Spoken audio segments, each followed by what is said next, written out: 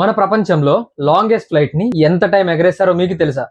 1958, 59 మధ్యలో యుఎస్ఏకి చెందిన Robert Tim, John cook అనే ఇద్దరు ఎక్స్పీరియన్స్డ్ పైలట్స్ కలిసి సెస్నా 172 అనే ఒక ప్లేన్ మీద దాదాపు 64 రోజుల పాటు ట్రావెల్ చేశారు.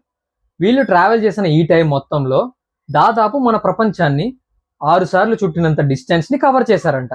ఇంకొక ముఖ్యమైన విషయం ఏంటంటే, వీళ్ళు ఫ్యూయలింగ్ చేయడం కోసం ఆ ఫ్లైట్ స్పీడ్ ని మ్యాచ్ చేస్తూ కింద ఒక ట్రక్ ని డ్రైవ్ చేసేవాళ్ళంట. అలాగే ఆ ట్రక్ ట్రావెల్ చేస్తున్న టైంలో ఫ్యూయలింగ్ అనేది ఆ ట్రక్ నుంచి ఆ ఫ్లైట్ కి అందించేవాళ్ళంట. వీళ్ళు దాదాపు ఈ ప్రాసెస్ ని 3 నిమిషాల పాటు చేసేవాళ్ళు. వీళ్ళు ప్రపంచంలోనే హైయెస్ట్ ట్రావెల్ చేసినట్టుగా రికార్డ్ ని క్రియేట్ చేశారు. 64 రోజుల 22 గంటల 19 నిమిషాల పాటు ఈ ఫ్లైట్ లో ట్రావెల్ చేశారు. ప్రపంచంలోనే ఇంత టైం ట్రావెల్ చేసిన ఫస్ట్ ఫ్లైట్ ఇదే.